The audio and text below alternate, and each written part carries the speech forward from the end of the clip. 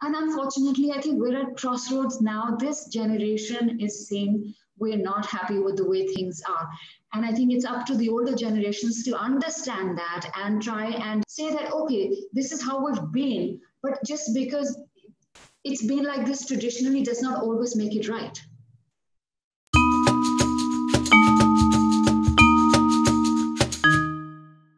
So my attempt has been to talk about things and bring out into a society that doesn't really look too much into what happens with our young ones, and to tell them that just because they're young, it doesn't mean that their issues are not big enough. There are particular instances within social media that I found that I had no idea about. One was sad fishing, which was about when kids are posting online to sort of garner sympathy when it may be a bit exaggerated. But I feel in a society where mental health is given almost no attention, how are we ever supposed to distinguish what an actual cry for help is versus what could be construed as sad fishing? Yeah, I find this extremely tricky, very, very tricky. And when, this whole Sushant Singh Rajput is, in a sense, try to, focus a little bit again on mental health, although we went around everything but mental health. But, in the last 1 month, say there's been a little bit talk about mental health again. And when you notice, we're not talking about the young ones. We just don't talk about the young ones. We're talking about mental health epidemic. Well, I've been on these shows where we've discussed mental health, but again, it's been about the older generation. And that is really sad because I think this, like I've written about, I think 15 to 19 is the age group where suicide is the biggest cause of death. And we're just not talking about it. We're not in that zone at all. We're not even at the starting point. Unfortunately, things are so bad right now. So many children came up and said that, all I need is a counselor. Sometimes I don't want to speak to even my best friend. But as a society, we don't encourage that. I don't know where to go. Schools, again, apart from sex education, I think counseling they need to up that game. Social media has just exploded the mental health issue even more. And these are children who have who then, of course, they don't know where to go offline, that they have to talk about their issues to strangers online. And then again, it can come back to haunt them because, young ones, they're not the most sensitive children. I mean, school kids, we all know, everyone's not, perhaps even I wasn't, right? We're okay. We joke about, we make fun of children. So what is going to happen? They're going to turn around and say, "Ye to pagla hai. ये तो पागल है, इसको तो ये problem है." And that's the kind of thing that our society has normalized in a sense that, it's also something that we're learning from our homes. And unfortunately, it all filters down. So I think this is something we really badly need to relook, which is why I feel that, if schools could just up their game, there's just so much of a difference they can make now.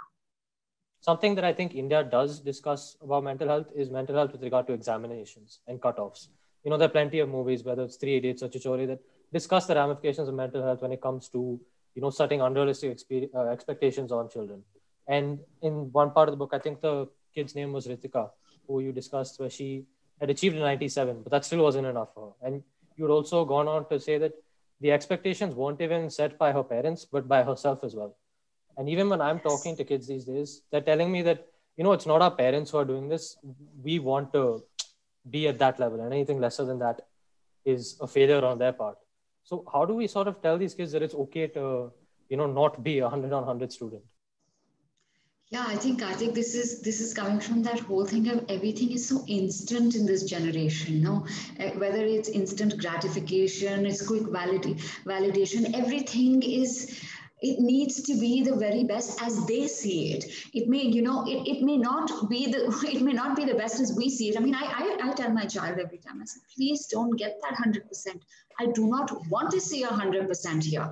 But I still know that I'm still a minority because, even whatever the kids say that they want to do it for themselves. The board exam results this time, and my Facebook was flooded with parents who were talking about their children getting 95 plus. I cannot tell you, I went off Facebook because I couldn't hack it. And so that unknowingly, that pressure does come in. because they're anyway dealing with the peer pressure from social media where, you've all got to be Miss Popular. Like, if you don't get that 97%, you're going to pop in some pills, or you don't get into the student council, you're going to pop in some pills, or, if you don't look pretty, you're going to drink some phenyl. The pressure in everyday life is, in any case, so much. I mean, I talk about that child, who topped the school boards, I think in his school.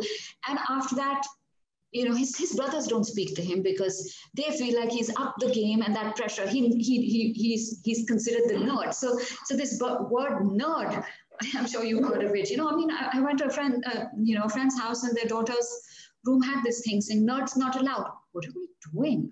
I grew up in a generation that I'd say 2-3 years above this one, but the social media boom didn't really hit my age because I only got Instagram when I was in college. Facebook was pretty much a joking app when we were in high school.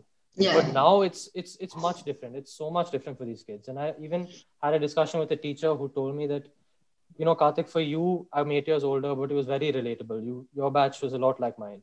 But now the batch 2 years below suddenly seemed completely alien to me. So how much do you think that these social media apps have skipped generations almost with these children and forced? Oh my God, really how? Really how? And even my elder child, she's just at the cusp of being a teen, but she's not on social media. So she tries, can I be on Instagram? And my answer is, so what? No. She's like, but I miss it. Everyone's on it. And I keep telling her, I said, if you miss Instagram today, 2 years later, there's going to be a new app. It's as quickly as that things are getting churned out. Like I quote, in the book, I quote the creator of the Deep Nude app that went off, right? Yeah. And he says the very same thing. He said, if it wasn't me, it would be somebody else. That's how things are getting churned out so very quickly today. And it's a different world for them. It is really. And, the young ones, they don't know any other existence. It's very, very sad. I've resisted the pressure of putting my kids on social media. Right now, I'm in the UAE. So TikTok is not banned here. But they kept saying, all their friends, the only thing they do over play dates is, they record TikTok videos. There is just nothing else. And to be honest, on a personal level, I loathe TikTok, okay? And so one day, my kids came and they were really upset because, then you feel ostracized and you feel left out, right? And they kept saying that, nobody's, you don't let us go on anything, at least let us be on TikTok. It's going to be a private thing. And, so my husband said, okay, we'll open a private thing for now and we'll see how it goes. But, you can only go to the 2 friends or 3 friends or, here. And so then they got upset and they said, okay, forget it, we don't want to use it. And it just lay dormant.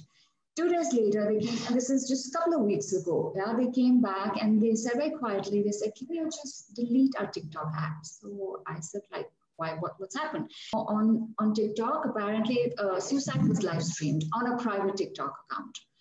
And now we're talking 10-year-olds, 11-year-olds, It's a very hard world out there. They all want to be part of it, but I think it's our responsibility to tell them, I don't think we can react post the event. And I think a lot of, I saw now, everybody's taken off their kids off TikTok, but I don't think they needed to be there at 10 or 9 already, right?